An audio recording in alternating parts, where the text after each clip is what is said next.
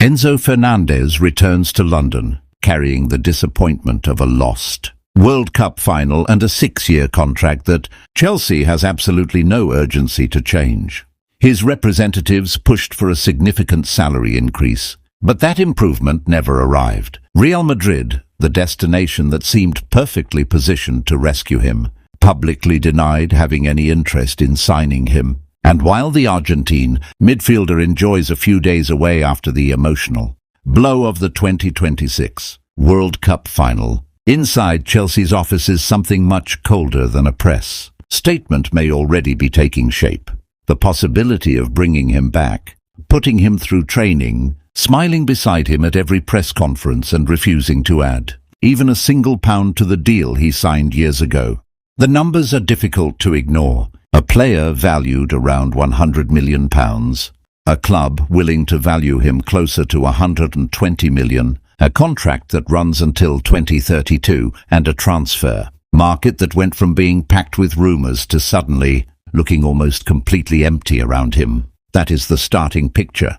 And from this point forward, the situation becomes even more uncomfortable. To understand why this return could become the most awkward moment of his career, we have to go back several months, long before the ball stopped rolling in the World Cup final, because this dispute did not begin with one argument or one bad conversation inside the dressing room. It began quietly through meetings behind closed doors, conversations between agents and executives, and promises that never quite reached the finish line. Enzo's representatives had been pushing for a contract review for some time, looking for financial recognition that matched what the player and his camp believed. He had delivered both on and off the pitch.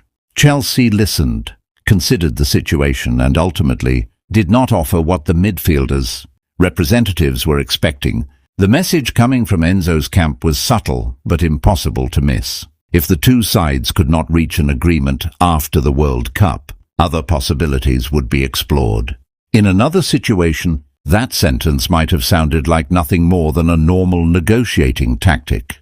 But during a World Cup year, with some of Europe's biggest clubs supposedly watching his situation, it became a potential time bomb. And among all those clubs, one name stood above the rest: Real Madrid. A club capable of offering something Chelsea, regardless of how much money it possesses, cannot provide in exactly the same way: history, immediate prestige, Champions League nights, and a global stage, capable of multiplying the value of every individual performance.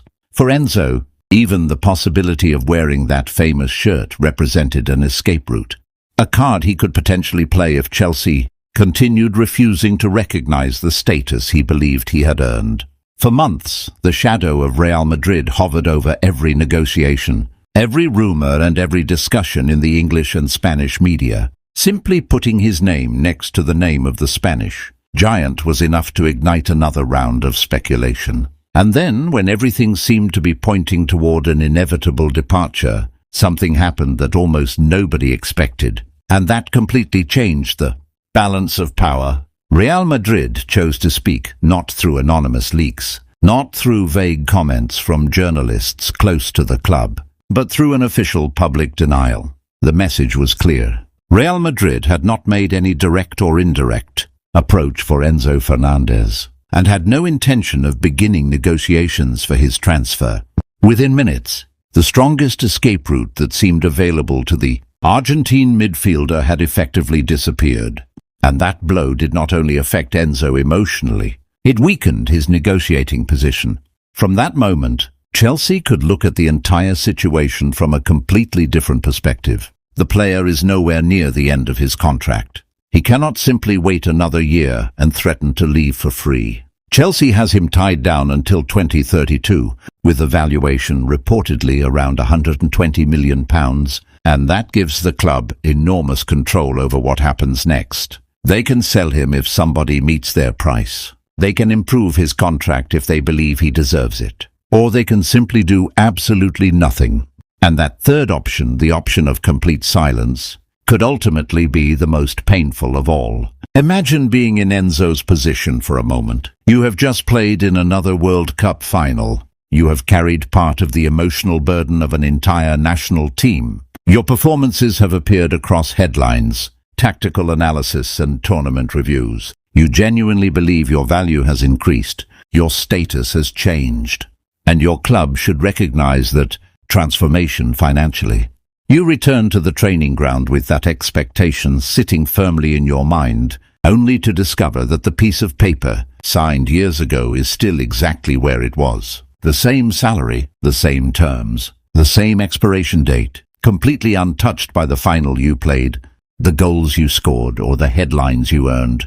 There is no urgency, no immediate pressure, and, from the cold perspective of business, no obvious reason for Chelsea to rush into changing anything. Reports before the World Cup had already indicated the club's position. Enzo remained highly valued and was considered part of the sporting project, but a sale would only become a realistic possibility if an offer arrived close to the figure Chelsea had in mind. That is where the real power struggle becomes fascinating, because Chelsea does not need to embarrass him publicly. It does not need to announce that it no longer wants him. It does not need to place his name on a transfer list or leak uncomfortable stories to the media. It can simply welcome him back with a smile, put him into training, allow him to play, and refuse to change a single financial condition. If Enzo accepts that reality, Chelsea keeps a world-class midfielder under the conditions it negotiated years ago. If Enzo refuses to accept it, the situation slowly becomes his problem rather than Chelsea's,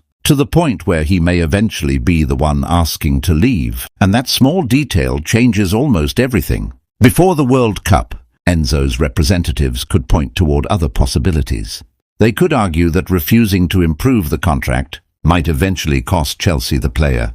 They could use the idea of Real Madrid and other European giants as leverage. After the World Cup, with Real Madrid publicly and officially closing that door, much of that leverage disappeared. Meanwhile, Chelsea has not exactly been standing still. The club has continued building its midfield through a clear long-term strategy. Young options have been added. Moises Caicedo remains a central and highly important figure. Romeo Lavia and other alternatives are available within the rotation. And under the current manager, Chelsea has invested heavily in reshaping the entire midfield structure. That does not mean the Argentine has suddenly become unimportant. Quite the opposite. Last season, Enzo produced 15 goals and 7 assists, finishing as runner-up in the club's internal Player of the Season voting. At the World Cup, he scored twice while Argentina advanced all the way to the final. Official club records reportedly show 7 appearances and more than 660 minutes during the tournament. We are talking about one of the most important players in the entire project. And that is precisely what makes the situation so interesting. Refusing to improve his contract does not necessarily mean Chelsea believes Enzo is worth less. It may simply mean the club believes it, already controls a huge part of his future, and sees no reason to spend additional money for something it already secured on paper. But there is another layer to this story, and it is considerably darker. What if Chelsea simply does not mind seeing Enzo become frustrated? There is no evidence that the club has deliberately decided to force him out. No executive has publicly announced such a plan. There is no confirmed strategy to punish him through his contract. But strategically, Chelsea would not need such a plan anyway. It could simply remain still. It could refuse to move a single piece. It could allow time, frustration, and outside pressure to do all the difficult work. And after everything that has happened involving Enzo, Argentina, and English football during the last several months, that possibility becomes impossible to ignore. Enzo Fernandez was already a controversial figure in England long before this summer. Argentina eliminated England in the World Cup semi-final, with Enzo scoring the equalizer during a dramatic comeback that eventually ended 2-1 in Argentina's favour. Chelsea, interestingly, publicly celebrated that performance, while FIFA highlighted him as one of Argentina's decisive figures. But international football creates emotions that do not always disappear when the 90 minutes are over. Chelsea is an English club operating inside the Premier League, surrounded by an English fan base, domestic sponsors, and an enormous local football culture. There is absolutely no proof that those emotions are influencing the club's handling of Enzo's contract, and it would be irresponsible to present that as a fact. But the contrast is still impossible to overlook. There is a major difference between actively punishing a player because he represents another country and simply deciding that the player does not deserve special financial treatment. Chelsea owes Enzo nothing simply because he reached another World Cup final. The club is not legally or financially required to increase his salary because his representatives requested it, and it certainly has no obligation to make his path toward Real Madrid easier after Real Madrid itself publicly denied wanting him. And that is where the coldest move of this entire situation could emerge. Chelsea's most ruthless strategy may also be its quietest one, because from the outside it would look completely normal. Keep him, play him, pay him exactly what the existing contract says, and let time gradually create the pressure. If Enzo becomes frustrated enough, he could eventually be the one asking to leave. In that scenario, Chelsea would still have the freedom to demand the transfer fee it wants without being portrayed as the club that pushed one of its most important players toward the exit. There is another important piece of this puzzle as well, Moises Caicedo. Beyond all the noise surrounding Fernandez, there is a strong belief within the club that the partnership between the two midfielders works. Enzo has spoken positively about playing alongside the Ecuadorian, whose defensive strength gives him more freedom to move forward and influence attacks.